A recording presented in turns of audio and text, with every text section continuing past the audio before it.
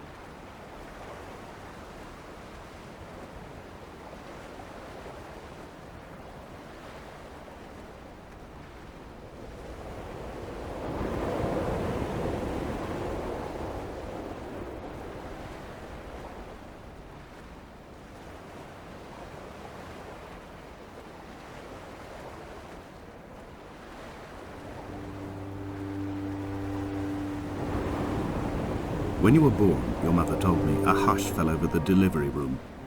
A great red birthmark covered the left side of your face. No one knew what to say, so you cried to fill the vacuum. I always admired you for that you cried to fill whatever vacuum you found. I began to manufacture vacuums just to enable you to deploy your talent. The birthmark faded by the time you were 6 and had gone completely by the time we met, but your fascination with the empty and its cure remained.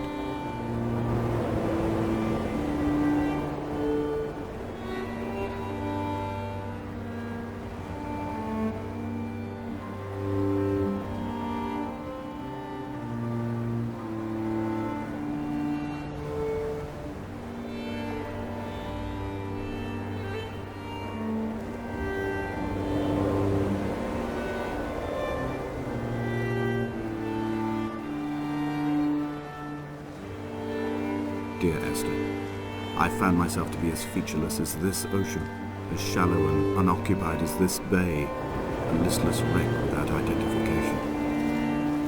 My rocks are these bones, and a careful fence to keep the precipice at bay. Shot through me caves, my forehead a mount.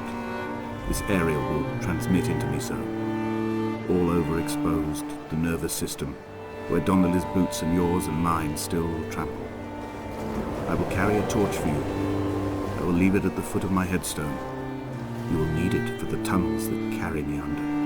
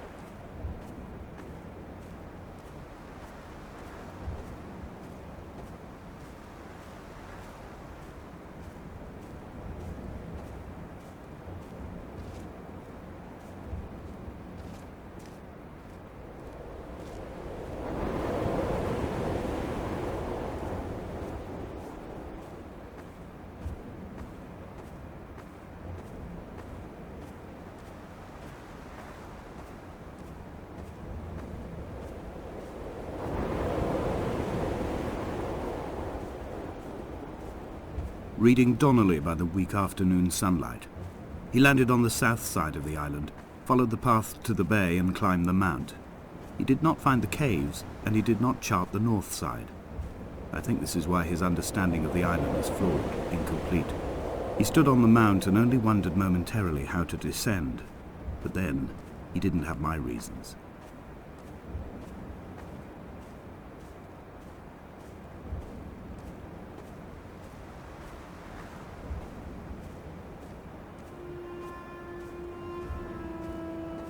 When someone had died or was dying, or was so ill they gave up what little hope they could sacrifice, they cut parallel lines into the cliff, exposing the white chalk beneath. You could see them from the mainland or the fishing boat, and know to send aid or impose a cordon of protection, and wait a generation until whatever pestilence stalked the cliff paths died along with its hosts. My lines are just for this. Keep any would-be rescuers at bay. The infection is not simply of the flesh.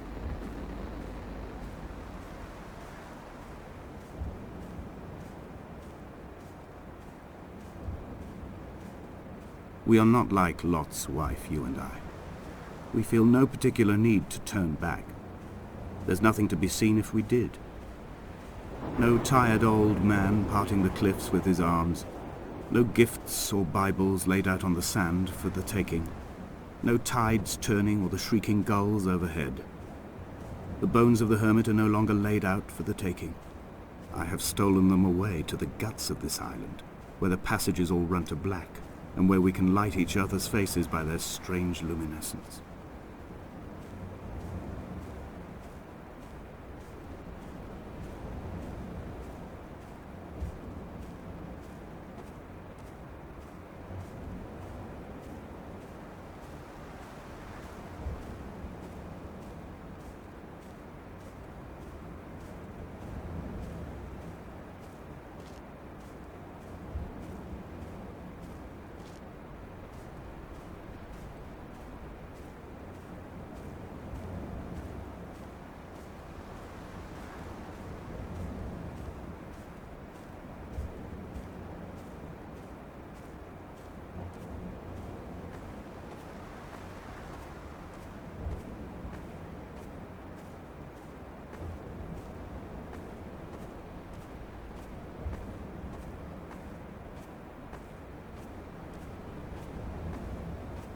Dear Esther, I met Paul.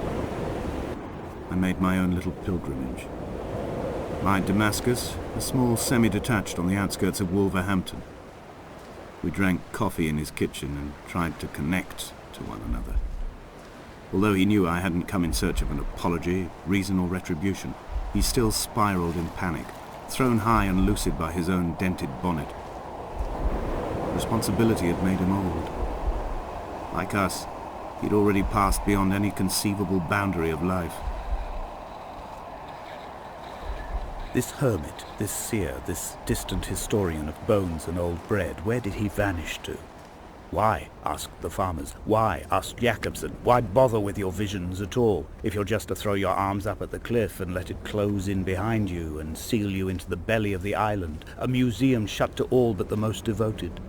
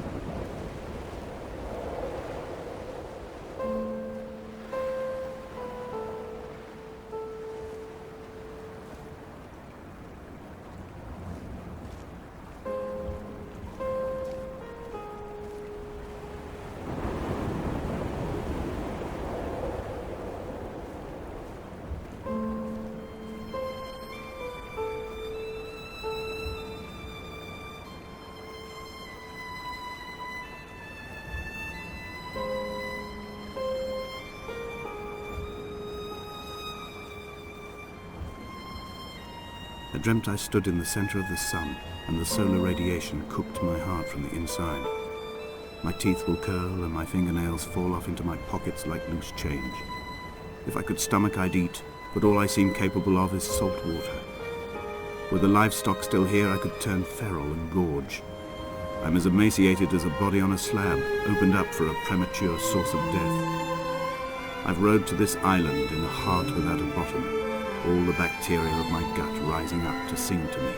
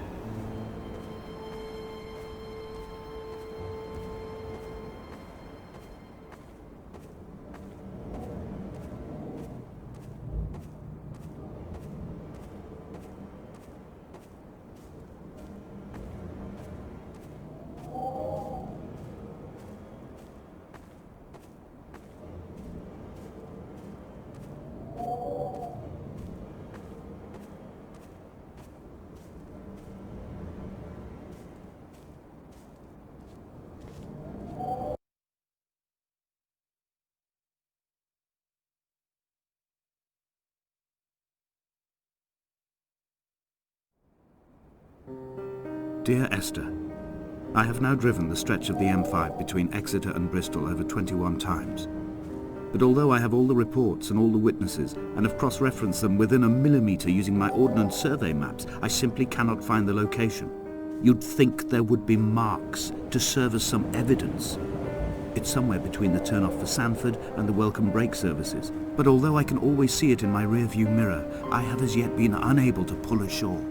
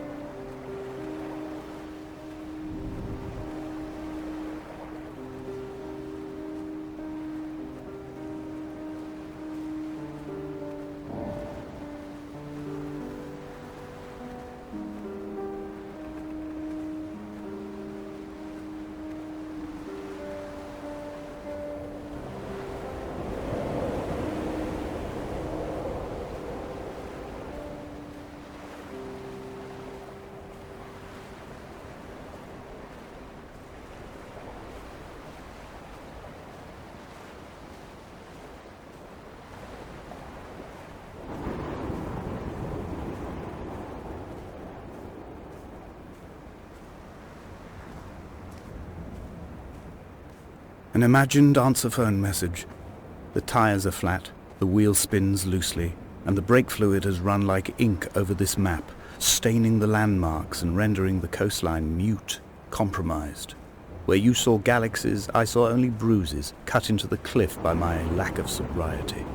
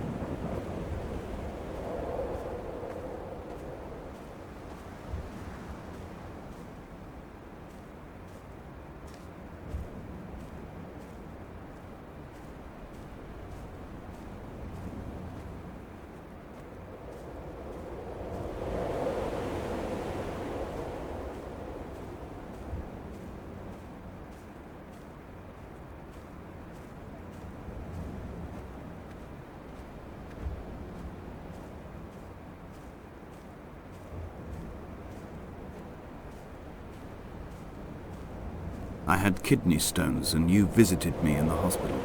After the operation, when I was still half submerged in anesthetic, your outline and your speech both blurred. Now my stones have grown into an island and made their escape, and you have been rendered opaque by the car of a drunk.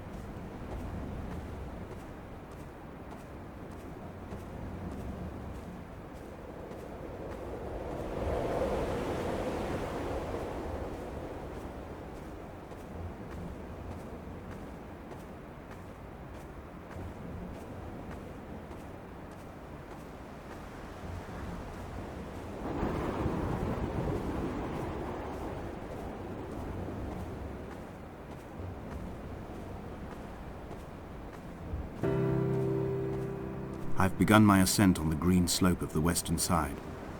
I've looked deep into the mountain from the shaft and understood that I must go up and then find the way under. I will stash the last vestiges of my civilization in the stone walls and work deeper from there. I'm drawn by the aerial and the cliff edge. There is some form of rebirth waiting for me there.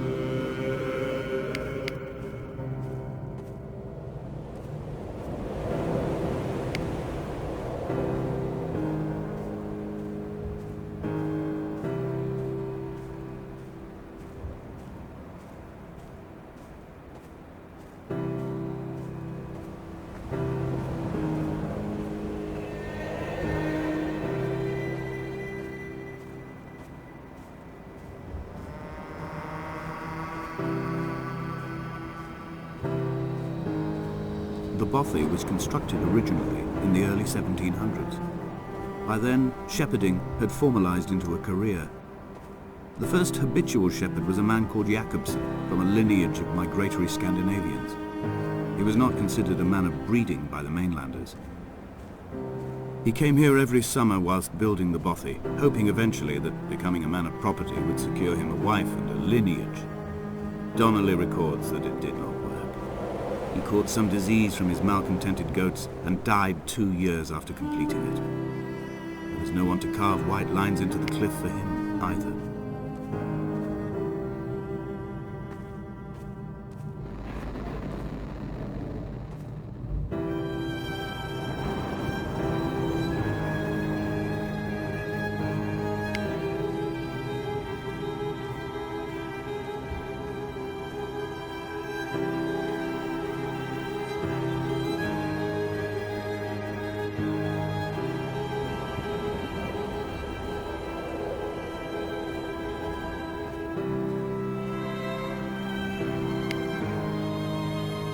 My heart is landfill, these false dawns waking into the still never light.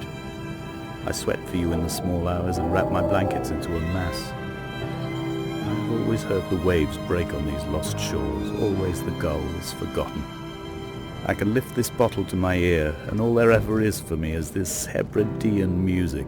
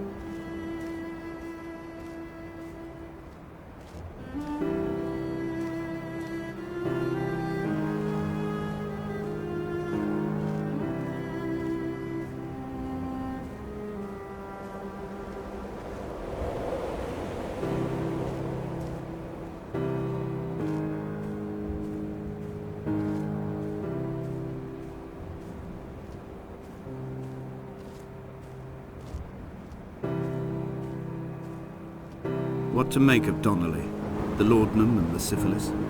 It is clearly not how he began, but I've been unable to discover if the former was a result of his visiting the island or the force that drove him here. For the syphilis, a drunk driver smashing his insides into a pulp as he stumbled these paths, I can only offer my empathy. We're all victims of our age. My disease is the internal combustion engine and the cheap fermentation of yeast.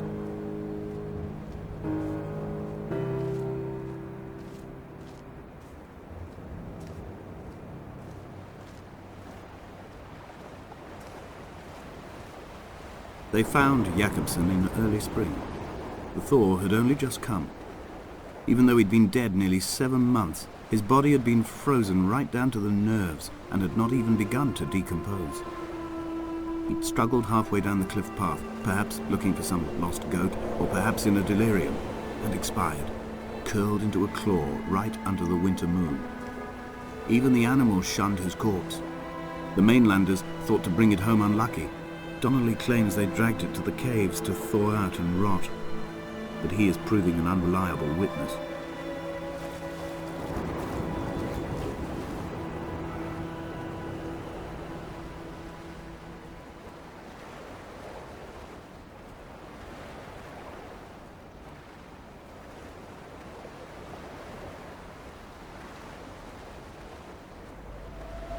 Climbing down to the caves, I slipped and fell and have injured my leg. I think the femur is broken. It is clearly infected. The skin has turned a bright, tight pink, and the pain is crashing in on waves, winter tides against my shoreline, drowning out the ache of my stones. I struggled back to the bothy to rest, but it has become clear that there is only one way this is likely to end. The medical supplies I looted from the trawler have suddenly found their purpose. They will keep me lucid for my final ascent.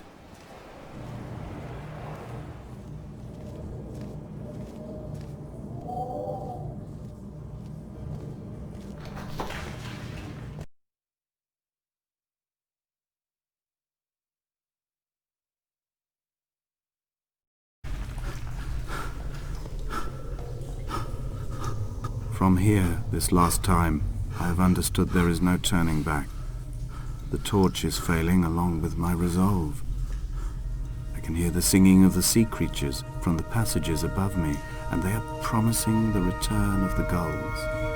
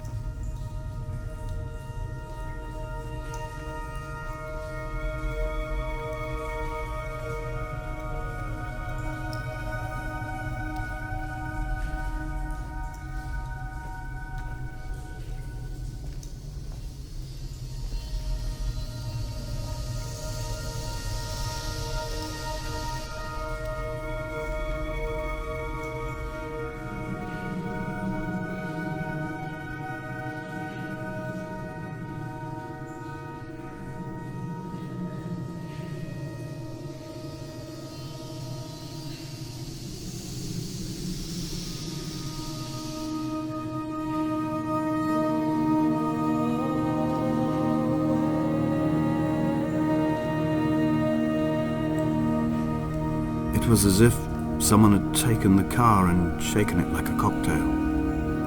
The glove compartment had been opened and emptied with the ashtrays and the boot. It made for a crumpled museum, a shattered exhibition.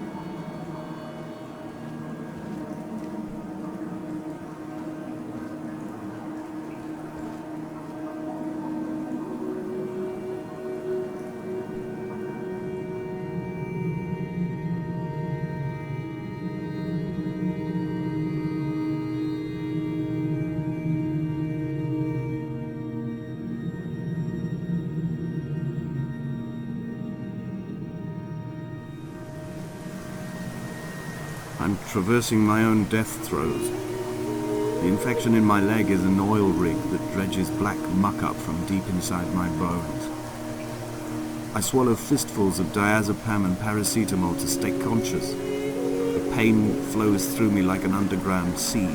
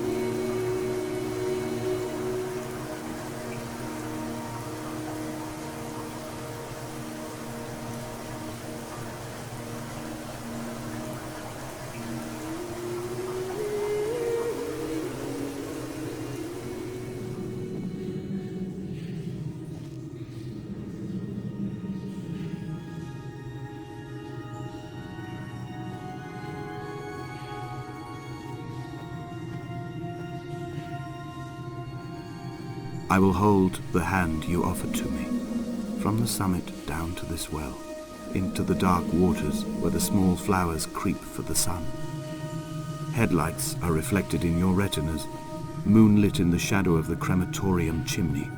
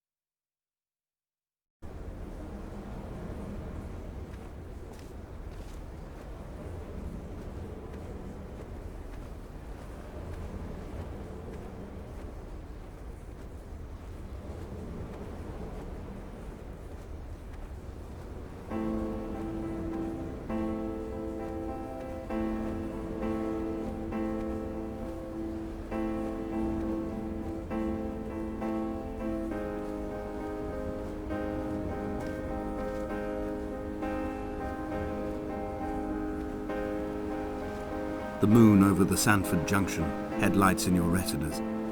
Donnelly drove a grey hatchback without a bottom. All the creatures of the tarmac rose to sing to him. All manner of symbols crudely scrawled across the cliff face of my unrest. My life reduced to an electrical diagram. All my gulls have taken flight. They will no longer roost on these outcrops. The lure of the moon over the Sanford Junction is too strong.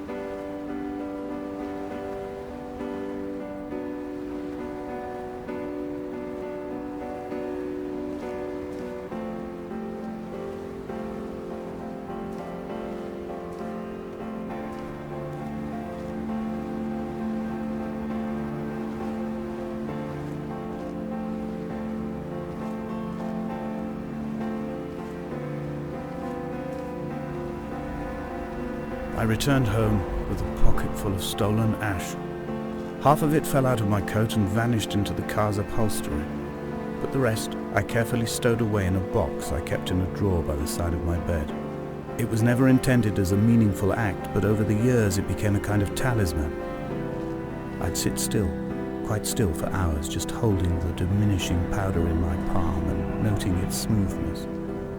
In time we will all be worn down into granules, washed into the sea and dispersed.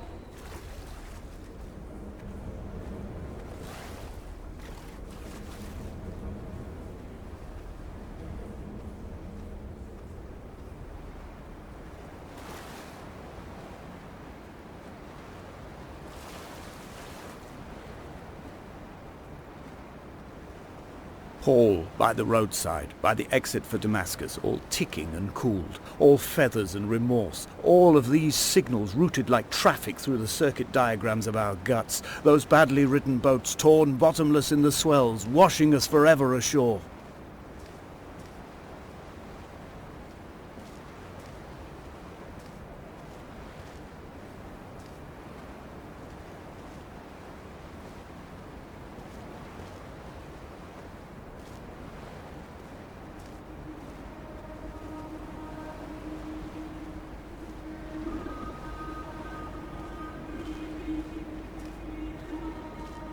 From here, I can see my armada. I collected all the letters I'd ever meant to send to you, if I'd have ever made it to the mainland, but had instead collected at the bottom of my rucksack, and I spread them out along the lost beach. Then I took each and every one, and I folded them into boats. I folded you into the creases, and then, as the sun was setting, I set the fleet to sail. Shattered into 21 pieces, I consigned you to the Atlantic, and I sat here until I'd watched all of you sink.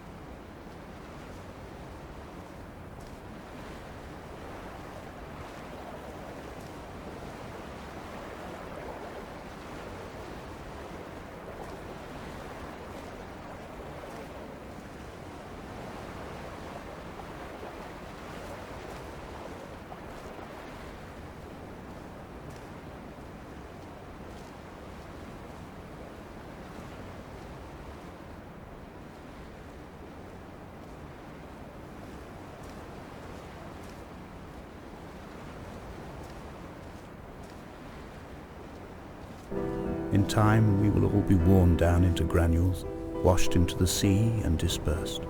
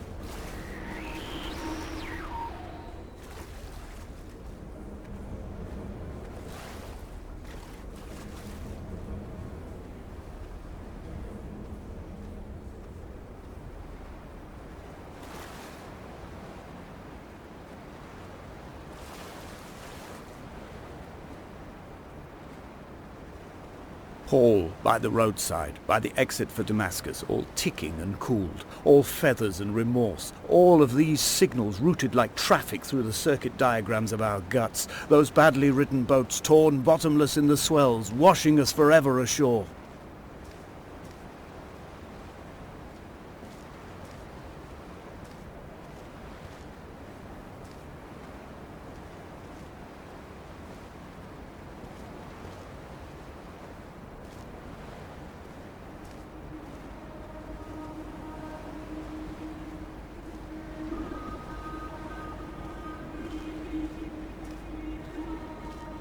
From here, I can see my armada.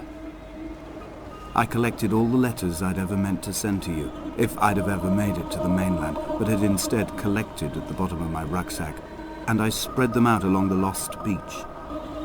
Then I took each and every one, and I folded them into boats. I folded you into the creases, and then, as the sun was setting, I set the fleet to sail. Shattered into 21 pieces, I consigned you to the Atlantic, and I sat here until I'd watched all of you sink.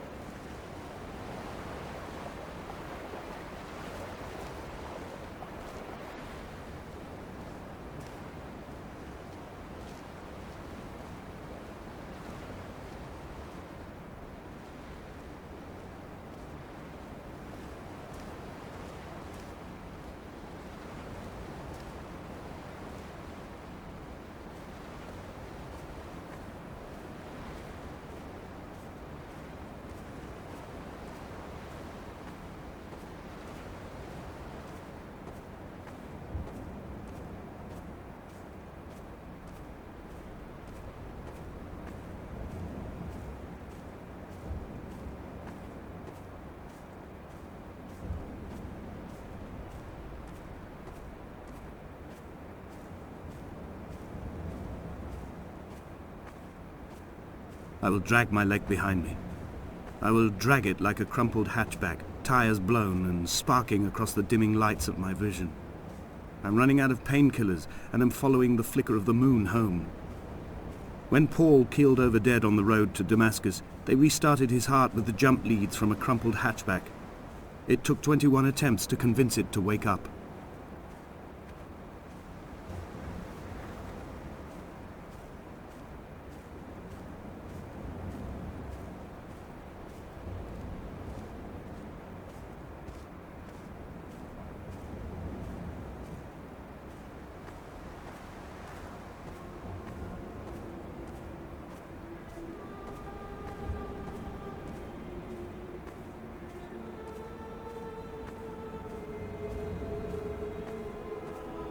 I've begun my voyage in a paper boat without a bottom.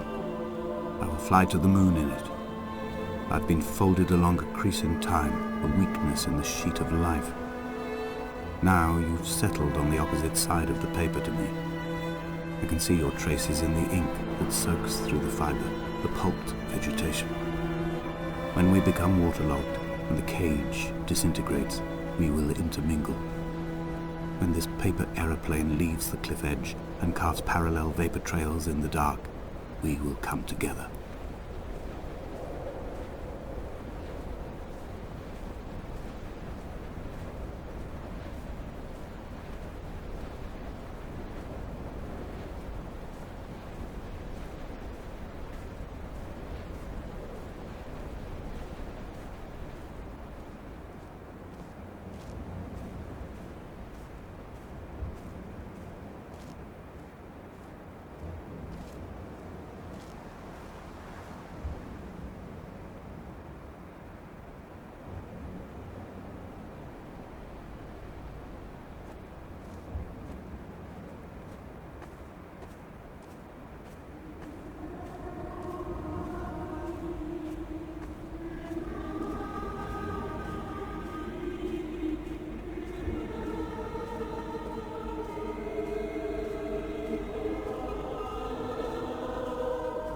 If only Donnelly had experienced this, he would have realized he was his own shoreline, as am I.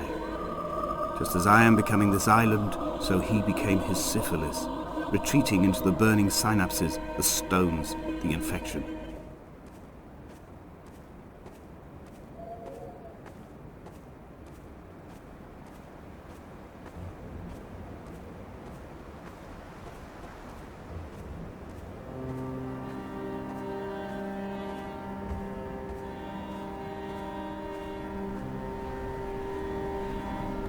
Bent back like a nail, like a hangnail, like a drowning man clung onto the wheel, drunk and spiraled, washed onto the lost shore under a moon as fractured as a shattered wing. We cleave, we are flight and suspended, these wretched painkillers, this form inconstant. I will take flight, I will take flight.